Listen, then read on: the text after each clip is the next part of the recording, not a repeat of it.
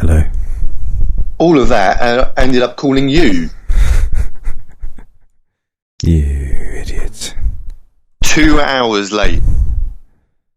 I'm so tired now. What time is it there? It's about 20 past 10. That's alright, mate. That's nothing for you. You used to go clubbing until the break of dawn. You actually sound like the most tinniest man in the world compared to me. I'm going to sound like God. You do. You sound like my inner voice. I don't think it helps that I'm in a conservatory as well. I've gone down to an air raid shelter and garden for this. Oh, this is going to be good. You can't believe what my living room looks like right now. All these wires just connecting through my body right now. Right. Let's try and do it. I mean, you said that you could probably tweak a few of the sounds and make it sound a little bit better from my side anyway. Yeah, I'm gonna just make you as tinny as possible. I'm gonna make you sound like a mouse compared to me. This is part of your power thing where you want everyone to sound inferior. So you're going to make me sound like something from the fucking Wizard of Oz. Yeah, this is my plan, man. Yeah. By the way, I'm just going to record at a certain point, so don't even worry about going into a certain mode or anything like that. I'm just going to drift in, man. It's just going to drift in. We'll have to. A, B, C, D, E, F, G. That's a little warm up. Thank you. Okay. All right. Okay. So, tell me about your failures. I love the way that you brought me in as an expert on failure. No. I've been brought in. Probably the person when you racked your brain on who you could invite to the Charles Owen show, you thought, who's been the biggest failure? Right. I've been listening to the Charles Owen show for a good couple of months. I do think it's nice that you've got someone else to talk to. I know. It's very nice. So just talk to me. How was your week? Well, we're having lovely weather over here at the moment, and the temperatures have dropped a little bit. Is this part of your experiment? Part of a discussion about failure was to create a podcast that would be your biggest failure on the Charles Owen show. Pretty much, that's what it's going to be, mate. What would be your definition of a successful value of everything show in the next 12 months? Basically where we have like the whole population just making me like the cult leader.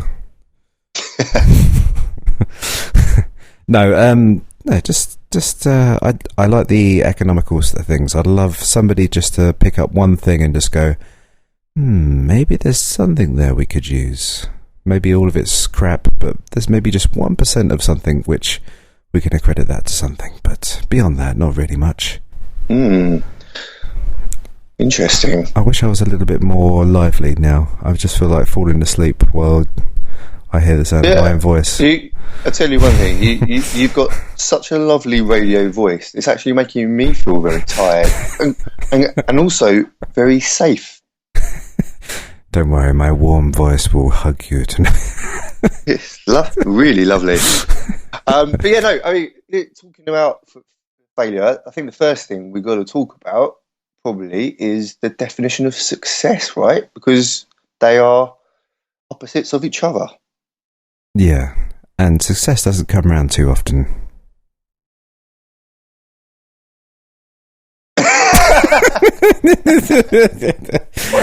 Why have you put such a damper on it straight away? I just thought, I don't know how to even respond to that. It's so dark and negative. Weird. Success doesn't come around that often.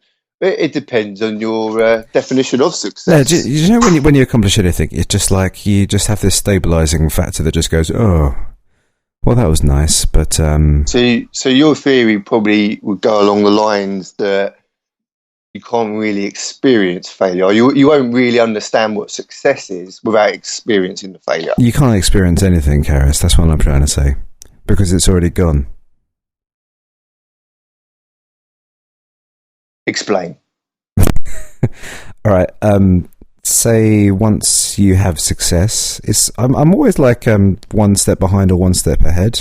And once I've had it, like say if I was in that Karate Kid situation where I've just killed, or not killed, but just won the competition, and I'm just being carried by everybody, it wouldn't feel like success. I would just be like, oh, was that it? Is this the feeling? Is that enough? And then I'll be just a little bit more perspective based at that point in time. I guess we could say that there's the element of living in the moment and being the man who's going, yeah, and just screaming off and things like that and having a good time. But the actual really accomplishment of success doesn't necessarily take hold in a way that you would think is relevant, I don't know, to success. It's really, I'm trying to cut to some point here, but it's, do you know where I'm going? I think I do. I think what you're saying is that success isn't final, and also I guess that failure isn't completely the end game either. That they're both periods. They're both a point in time, and I guess the driver is to continue in the face of both. You can have a success, you can have a failure, but neither of them are permanent, and so you have to in some way continue doing what you're doing, whatever that may be. Yeah, and you know where you have the stabilising factor of like, say, if you were to eat lots of sweets, you don't really feel that great as the first one does. You love eating lots of sweets. I do, I know. And and say if you have lots of sex, then the first one is fantastic. That isn't you. Me? That isn't you. The sweets, I think, is a personal experience. The lots of sex part, I don't think, is you. Yeah. Well, even so. So say if you had plenty of sex, you had a harem of women to go through one by one in an entire day, the first one would be all right, but then eventually you'd just get a bit bored, wouldn't you? Well, I don't know. It seems to work for the ancient Egyptians and Greeks and people like that. They seem pretty happy with it all. Yeah, we weren't really there. We weren't a fly on the wall, but I'm sure once they're like getting into their sixth lady, they'll probably be a little bit on the like, oh my god, this is just like another piece of meat sort of thing. Seeing it from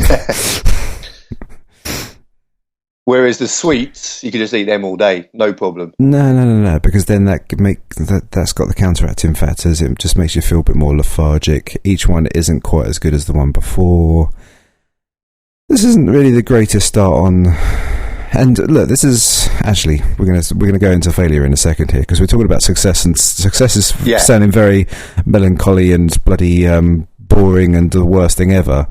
And then when we're going to start talking about failure, we're going to get inspired. Yeah, we're just going to how very British of us. Yeah, I know. We're just going to failure. All right, so let's turn it. I was just trying to give an opposite perspective on a few things. Obviously, let's just turn things on its head again. When you have success, when you've been trying to strive for something, and then you've had that moment of realization where it's all come together, the plan is won, and it's all been nailed on the head, there is a feeling of accomplishment. I guess do you know what the feeling is? Justice. I think it's the overriding feeling, like, yes, justice has been done. I've had my day in court, and all this hard work has come about to this moment in time, and I feel like I've achieved something. But yeah, I just don't think that kind of success is that long in any kind of terms. The best success is the long, hard, grueling thing whereby you're failing and failing and failing until you get a couple of inches forward, and then you go on to the next phase of failing and failing and failing, and it's just this gradual incline rather than this high absolute hedonistic point, which it cannot be maintained. You can't be that person who wins the lottery and be standing there with like the crystal maze, like gold flags going around you and stuff like that. So that is a very, very pinpointed memory from our childhood, actually, crystal maze. I fear that we might have lost quite a big cross-section of the global society. But the crystal maze was a program hosted by, what was his name, Richard O'Brien. Who was in the Rocky Horror Show, wasn't he? Was it Rocky Horror? Yeah. See, now we're talking about success again. All right. Okay. So let's go back to failure. So I feel like I am the biggest failure of all time. Usually, I feel like. Oh God, Jesus. Well, no, just in general. Sometimes you just think to yourself, "Oh, my life, it's not going right today," and then it just gets a little bit worse, and then and then you just feel like people are staring at the back of your head. There's all these little elements where you just feel like everything you've done is a failure. But I don't know, I just think there's a little bit element of ignorance that helps out people in life, where you over concentrate on things and you think of, if you study all your failures, which is an important thing to do. If you don't study your failures, there's no way that you can improve in itself. But where's my trailer for going here? I don't know, Ross. It's like a runaway train. Yeah. But there's actually nothing in the engine whatsoever. I'm just holding on. It's like a white knuckle ride for me. This is the interesting part. When it's just you doing the show, you can just go off on your train ride around the globe. It doesn't matter. But when you've got someone else there, it's a little bit harder. But I think I do know what you were saying. You mentioned ignorance. I think probably that does play quite a major part. I think intelligence in general probably does. I think the constant striving for perfection is obviously futile because you can't achieve it. No, perfection can never be achieved. And to come to that conclusion probably requires a little bit of intellect, unless you don't have any intellect and you're just happy with very limited amounts of success, and that's all you need. Just, a couple of close friends, a nice car, okay job without too much pressure. Is that bliss? Is that heaven for some people? I think probably it is. It isn't for me, but it doesn't sound like it is for you. But it is for, I suggest, probably millions of people. Yeah, I think even dumb people get quite anxious and annoyed with their failures. Regardless of who we are, I still think we are still obsessed with our failures regardless. It's the striving towards something, isn't it? That's the point. I think that's what separates for me. If you look at all the major kind of entrepreneurs out there that have made millions and billions, and you probably have read quite a lot on this. I know I've read bits and pieces.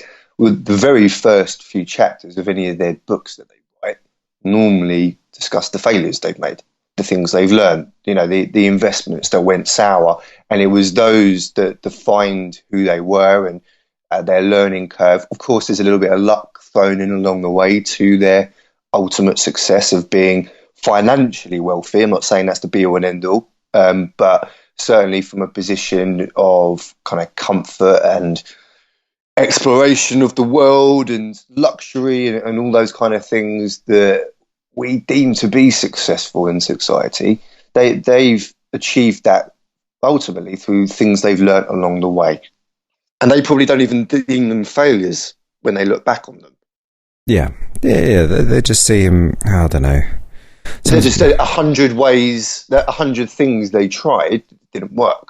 Yeah, and I like that thing that just like the mind of failure does actually make you do. I think I mentioned in one podcast, I was trying to angle this drink in my coffee machine, and I was just trying to do a number of things to get it working under a stressful situation first thing in the morning, trying to get everything fixed. And then I was just like, you try and set up different ways in which you get something to work, and it doesn't, and it fails, but then eventually you get some kind of system devised. And I think it just goes back all the way to like the hunter-gatherer days, where you just find a different way to hunt an animal, and you just think, okay, that failed, I've got to try this next time. I'm going to see if I can just surround this deer, and then I can try and shoot it from behind. And it's just this tiny little adjustment that you've got to make to the next scenario to the next scenario. I'll tell you what, though, can you do me a favour? Can you never invite me over for coffee? Because by the time you come to those conclusions where you're trying to fix the coffee machine, I'm not even going to want coffee anymore. Yeah, I know. It's I'm going to be out the door. I think most guests would be. No, mate. I'll just go straight to the internet after a while. Let's talk a little about, and I know it's always the kind of inane, reliable subject to fall back on when two blokes are talking about stuff, normally in a pub. But let's look at, for example, the football team called Arsenal, who I think most people would think are a very successful football team and have a very successful manager called Arsene Wenger. Yet, because he hasn't won many trophies over the last decade or so, is called by some, actually I think Jose Mourinho referred to him once as a master of failure, which is sounds a little bit like something from He-Man, I thought, but he was called a failure by, at the time, Jose Mourinho, a very successful manager. Now, fortunes have been reversed a little bit. Mourinho's been found out to some extent. He's been sacked. He's been an absolute disaster in his second tenure at Chelsea, whereas Wenger's just carried on plodding along, making a few little tweaks to the team, not spending a lot of money, and Arsenal are challenging for the Cup, the European Cup, the League, and it was, you could look at it as the persistence to keep trying, which is the ultimate route to some form of success. Yep, the classic virtue of what did you just say there? At what point did you switch off? Because I was talking about Arsenal. Yeah, no, I did get you, and I was following you to a certain point, but there was some was it tenacity or something, isn't it? Yeah. Radio 5 Live now. you're going to go to your next caller. Yeah, you talk about the demise Thank you very much. Athletic. Thank you very much for your time. And next on line 2. That's actually not a bad idea. Do you know one interesting thing that's coming out of this, and I think it's probably the only interesting thing, because we're talking a lot of rubbish at the moment, is we keep on coming back to this idea of time. Yeah. There's a point in time we keep talking about. It's the long game, not the short game. And we're almost adding, maybe because we're both a little bit autistic, I don't know. We keep on adding a mathematical equation to what we're doing. And I listen back to some of your podcasts. You discuss things in mathematical terms quite a lot. I don't know if you're aware of that. You probably are. And it's quite an interesting way of breaking something down. Even quite emotive subjects that really you can't apply a mathematical equation to. You sometimes do. But I am doing that here today, because I think it is time and a period of time.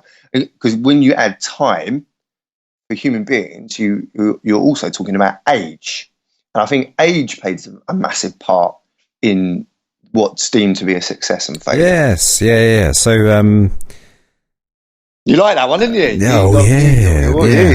So, going that one. Yeah, so I guess when you're adolescents and you got all your peers looking at you and you want to be really cool, you're not going to do anything to look out of place. In fact, you want to really just follow the herd. You tried really hard for a teenager. Yeah. And then as gradually time passes and you're not as self-conscious, you're willing to take some risks. However, the situation is that you've probably got a family, you got to provide, so you do have that sort of bugbear in the back of your mind. But when it comes to failures, when it comes to jokes, you're never going to see too many very young comedians. Maybe a few little ones that come out every once in a while, but the best, well-mastered comedians in general social situations are going to be the ones at least in their 30s or so, coming up for a little bit more of an age. Because even when it comes to comedy, it's just a whole long list of situations where you've tried to crack a joke and some people didn't laugh, and then you tried something else and then they did laugh. And without having that reception, without having an audience to gauge, or even just having to watch somebody do stand-up, then you're never going to find out what's going to be good and what's bad and what doesn't work. Mm-hmm. But no, I think age is important when we talk about this, but also you got to think more for the Western world, I'd say, than probably the developing world. But there's this idea globally that you have to have reached a certain point in your life, and by that point in your life, you have to have achieved certain things, normally quite material things. by the time you're were you talking? Are you 30. talking by the West, or are you just talking in general? No, I'm talking in West. Well, Yeah. I suspect probably places like China and India, it's happening more and more. Yeah.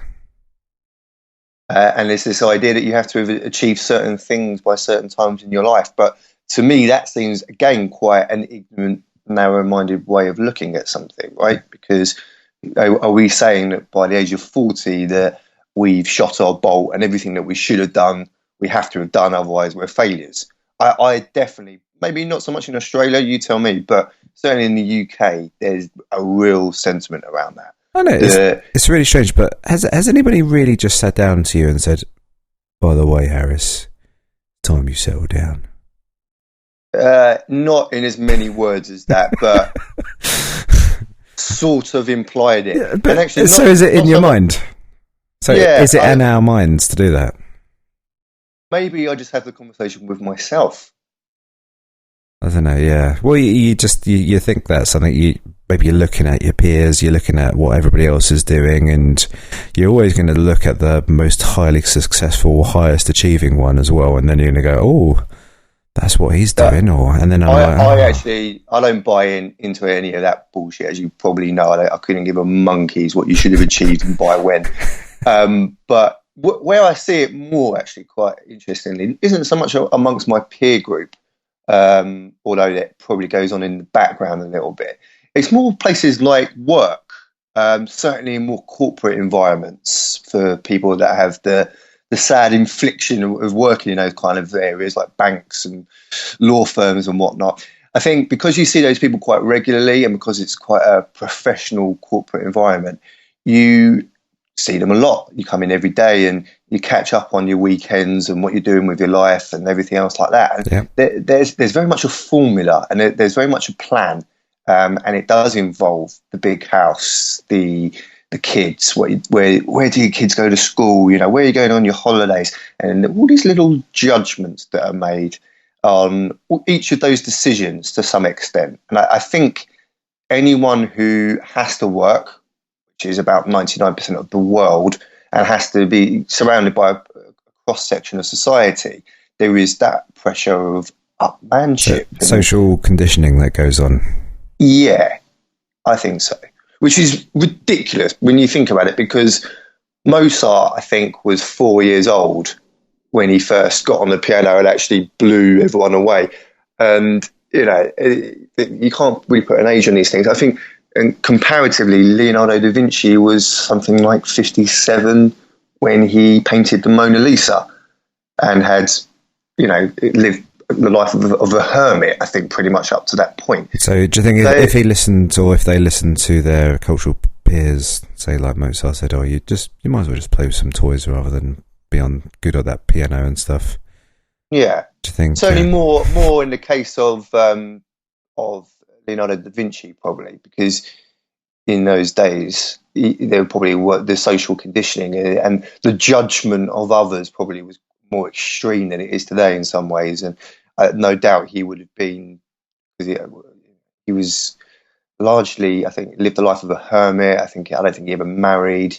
You do get these very highly successful people like Tesla and other people. I can't think of it that's off my head, but they do lead very hermit lives. Tesla actually didn't even want to have any like sexual contacts with any other women or anything like that. It's just completely shut himself down and got stuck in. So yeah, this is one thing I think I was just going to go over here, is this ignorance part, this point of just shutting down all your senses and then just going full hard into just one discipline. What's that? What makes people drive to do that?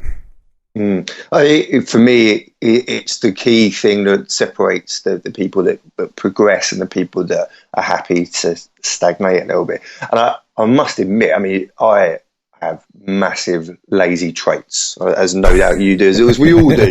But I do get a sense. Maybe I've got a bloated opinion of myself and my own intelligence, and maybe I'm doing the absolute maximum that I could be doing, but I largely doubt that's the case. I think probably if I applied myself to something and was disciplined and made a few sacrifices here and there, I probably could achieve great things. Maybe not great things in a global sense. Do you know what I find? Do you know what I find? I find that I want to achieve something, and then I just realise straight away when I try and achieve this thing that I think is really easily achievable, I meet failure very rapidly, and I get this massive realisation that I'm very normal and I fail dramatically. And I think that's probably what a lot of people get a taster of.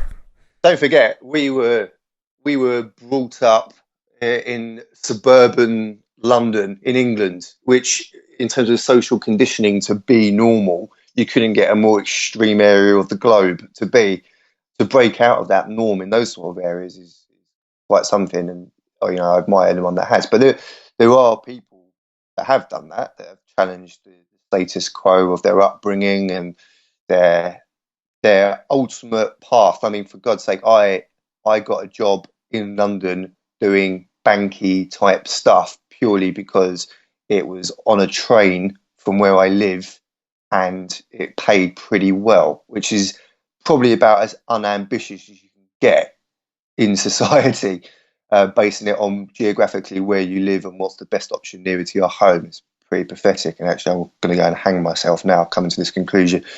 But, but to some people, that is a fantastic turnaround. There's people that live in the north of England that don't have those opportunities. There are people that, who are struggling to run 2 shillings together. And I had to take that into account as well. There's the perspective thing, isn't there? What you do, and probably which I don't do as much of, and maybe I should do, is for this show example that you've created that is adored by millions and screened across the globe. About 13 subscribers now. 13, that's not bad. Not bad. It's all right. But those 13 people, you have...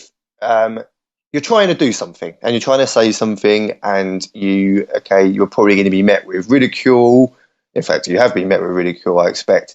And people will say, what's the point and everything else? And you've only got 13 people. But the point isn't so much what you've achieved so far. It's the act of trying. And surely not trying is the biggest failure of all. Yeah, but it's so nice to just sit back and relax on a nice soft sofa and pick up your remote control and then just, not even remote control, get onto Netflix now and get everything uploaded and just relax. Yeah. Instead of just trying to get up and do something else with your life and everything is just met with 1,000 failures, which you just want to just sit back and crawl back onto your sofa or crawl back into your bed and just give up on trying. Where do you stand on this? I think this is an interesting point. Yeah. This concept that if you practice something 1,000,000 times, you'll become an expert at it. Do you believe in that? As long as you can recognise where you're doing something wrong. I'm not sure where I stand on that. I think that kind of idea, that's the same. I reckon it's the same person who wrote that is the same person who said that if you put a load of chimpanzees in a room with a pen and paper, they'll write Shakespeare. Utter bollocks, basically. There's this little element of, I guess there's a bit of creativity that you require of just going, all right, so that didn't work this time. Let's just do this little thing differently or just try and take it from a different perspective and then try it that way. If you don't try and apply that much, then, your failures are just going to be repetitive, and then there's no point. You're gonna have about 1,000,000 tries and fails without any anything in return. I was going back to the age thing. Just as we were talking, I went on the internet very quickly on my phone. The wonders of modern technology. Nelson Mandela was 76 when he became president in South Africa. Can you believe that? It's never too late. He was in prison before that. Lazy. You're never too late to achieve anything, really. Although that was, I guess he was just, he was getting a little bit old and decrepit by that stage. Oh, this is me trying to be ageist there. No, probably not. No. Let's be honest, fun, those 13 people that subscribe to this show, let's hope they're all under 50. I've just lost them all today. Yep. You'll wake up tomorrow. God damn. Babe, of everything. That's it. Shut it down.